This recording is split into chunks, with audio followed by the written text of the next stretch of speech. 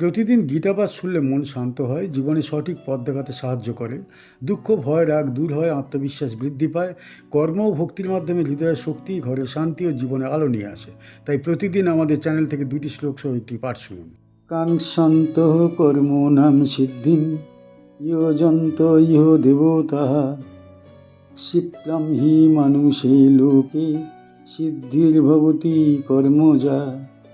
এই সংসারে যারা কর্মের ফল সিদ্ধি কামনা করে তারা বিভিন্ন দেবতার পূজা করে, কারণ মানুষের জগতে কর্মজনিত ফল দ্রুত লাভ হয়।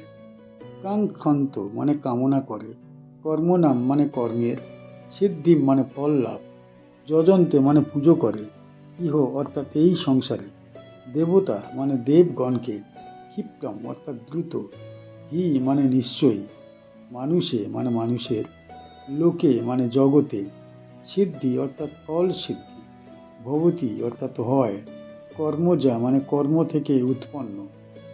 কর্মফল কামনা, মানুষ সাধারণত কর্মের ফল পেতে চায়। সংসারে বাস করে সে সুখ, সমৃদ্ধি ও সাফল্য কামনা করে। এই কামনাই তাকে কর্মে প্রবৃত্ত করে। ভগবান এখানে মানুষের সেই স্বাভাবিক প্রবৃত্তির কথা বলেছেন, যা সংসার ধর্মের সঙ্গে যুক্ত। দেব পূজার কারণ, যারা তৎক্ষণাৎ ফল পেতে চান তারা বিভিন্ন দেবতার আরাধনা করেন। এই দেব পূজা অশুদ্ধ নয়, কারণ দেবতারা ভগবানেরই শক্তির প্রকাশ। তবে এই আরাধনার মূল উদ্দেশ্য থাকে পার্থিব লাভ, আত্মোন্নতি নয়। মানুষের জগতে দ্রুত ফল, মানুষের জগতে কর্মের ফল দ্রুত প্রকাশ পায়। কেউ পরিশ্রম করলে ধন লাভ করে, কেউ পূজা করলে ইচ্ছা পূরণ দেখে। এই দ্রুত ফলই মানুষকে কর্মফলমুখী করে তোলে এবং তাকে উচ্চতর লক্ষ্যের কথা ভুলিয়ে দেয়।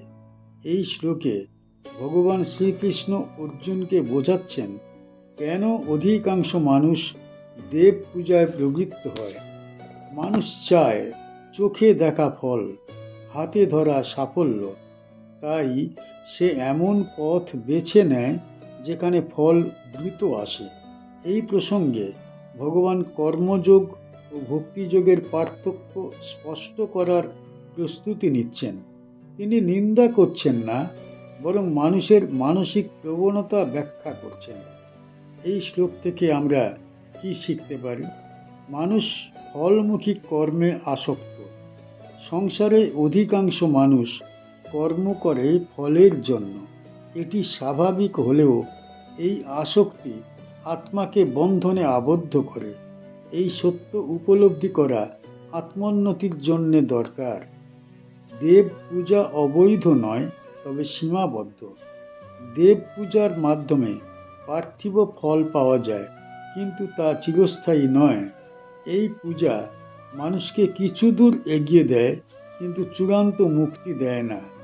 দ্রুত ফল সবসময় কল্যাণকর হয় না। যে ফল দ্রুত আসে তা অনেক সময় স্থায়ী শান্তি দেয় না। কর্মফল শেষ হলে সুখও শেষ হয়। এই উপলব্ধি মানুষকে গভীর পথে যেতে শেখায়। উচ্চতর লক্ষ্য স্থির করা প্রয়োজন। এই শ্লোক আমাদের মনে করিয়ে দেয় যে কর্ম ফল নয়, ভগবানের শরণ গ্রহণই জীবনের শ্রেষ্ঠ লক্ষ্য। এই শ্লোক মানুষের স্বভাব ব্যাখ্যা করে, সূক্ষ্মভাবে শিক্ষা দেয় যে কর্মফলের আকর্ষণে আবদ্ধ না থেকে ধীরে ধীরে ঈশ্বরমুখী হওয়া জীবনের প্রকৃত কল্যাণ। চাতুর্বর্ণ্যম ময়া সৃষ্টম গুণকর্ম বিভাগশঃ তস্য কর্তারমপি মাম বিদ্ধি অকর্তারমব্যয়ম।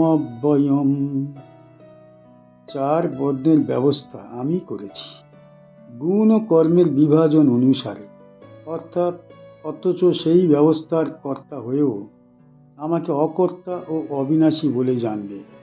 চাতুর্বর্ণম মানে 4 বর্ণের অবস্থা, ময়া মানে আমার দ্বারা, সৃষ্টম মানে সৃষ্টি করা, গুণ অর্থাৎ স্বভাবত গুণ, কর্ম মানে কর্ম প্রবৃত্তি, বিভাগশ মানে বিভাজন অনুসারে, তস্য মানে তার, কর্তারং মানে কর্তা, অপি মানে হয়েও, মাম মানে আমাকে, বিদ্ধি যেন, অকর্তারম মানে কর্মে আবদ্ধ নন এমন, অব্যয়ম অবিনাশী।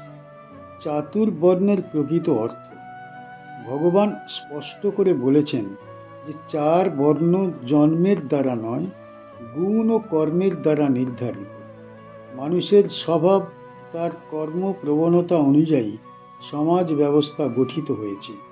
এটি কোনো বৈষম্যের ব্যবস্থা নয়, বরং সমাজের ভারসাম্য রক্ষার জন্য একটি শৃঙ্খলাবদ্ধ রূপ। গুণ ও কর্মের ভিত্তি।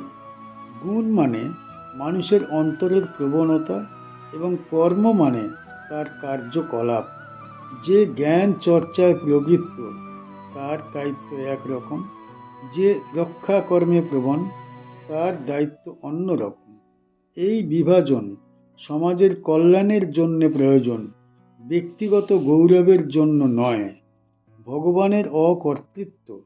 ভগবান নিজে এই ব্যবস্থার সৃষ্টি করলেও তিনি কর্মফলের বন্ধনে আবদ্ধ নন। তিনি অবিনাশী, নির্লিপ্ত ও সর্বব্যাপী। এই কথা বলে ভগবান বোঝাচ্ছেন যে তিনি সংসারের নিয়ম সৃষ্টি করেন, কিন্তু নিজে সেই নিয়মে আবদ্ধ হন না। এই শ্লোকটি সমাজ ব্যবস্থা সম্পর্কে গভীর ভ্রান্তি দূর করে। কুরুক্ষেত্রের প্রেক্ষাপটে অর্জুন সমাজ ধর্ম ও ব্যক্তি ধর্ম নিয়ে সংশয়ে পড়েছিলেন। তখন ভগবান ব্যাখ্যা করেন যে সমাজের শৃঙ্খলা ঈশ্বর নির্মিত হলেও তার উদ্দেশ্য কখনো বিভেদ সৃষ্টি করা নয়। গীতার এই বাণী পরবর্তীকালে ভুল ব্যাখ্যা হয়ে বহু অনাচারের জন্ম দিয়েছে, কিন্তু মূল তত্ত্ব সম্পূর্ণ কল্যাণময়। এই শ্লোক থেকে আমরা কি শিখতে পারি? মানুষের মূল্য তার গুণ ও কর্মে, জন্ম নয়। চরিত্র ও কর্মই মানুষের পরিচয় নির্ধারণ করে। এই উপলব্ধি সমাজে ন্যায় ও সাম্য প্রতিষ্ঠার জন্য দরকার। সমাজে প্রত্যেকের দায়িত্ব আলাদা, সব মানুষ একই কাজের জন্য উপযুক্ত নয়। নিজের স্বভাব অনুযায়ী কর্ম করাই ধর্ম। অন্যের কর্ম অনুকরণ করলে অশান্তির সৃষ্টি হয়। অহংকার ত্যাগ করা প্রয়োজন। কেউ যদি নিজেকে উচ্চ বা নিম্ন ভাবে, তবে সে গীতার মূল বাণী বুঝতে পারেনি। সকলেই ভগবানের সৃষ্টি এবং সকলেরই সমাজে গুরুত্ব আছে। ভগবান কর্মে নির্লিপ্ত। এই শ্লোক শেখায় যে ঈশ্বর কর্মফলের দ্বারা প্রভাবিত নন। মানুষকে এই নির্লিপ্ততা থেকে শিক্ষা নিয়ে নিষ্কামভাবে নিজের কর্তব্য পালন করা উচিত। এই শ্লোক আমাদের মনে করিয়ে দেয়, ধর্ম মানে বিভাজন নয়, ধর্ম মানে দায়িত্ব। গুণ ও কর্ম অনুযায়ী জীবন পরিচালনা করলে সমাজে শান্তি প্রতিষ্ঠিত হয় এবং ব্যক্তি আত্মিক উন্নতির পথে অগ্রসর হয়। আমাদের চ্যানেলের গীতা পাঠ কেমন হয়েছে, ব্যাখ্যা কেমন হয়েছে, আপনার কেমন লেগেছে কমেন্ট বক্সে অবশ্যই জানাবেন, এবং প্রতিনিয়ত গীতা পাঠ শোনার জন্য চ্যানেলটা অবশ্যই সাবস্ক্রাইব করে রাখুন। দেখা হচ্ছে পরের ভিডিওতে।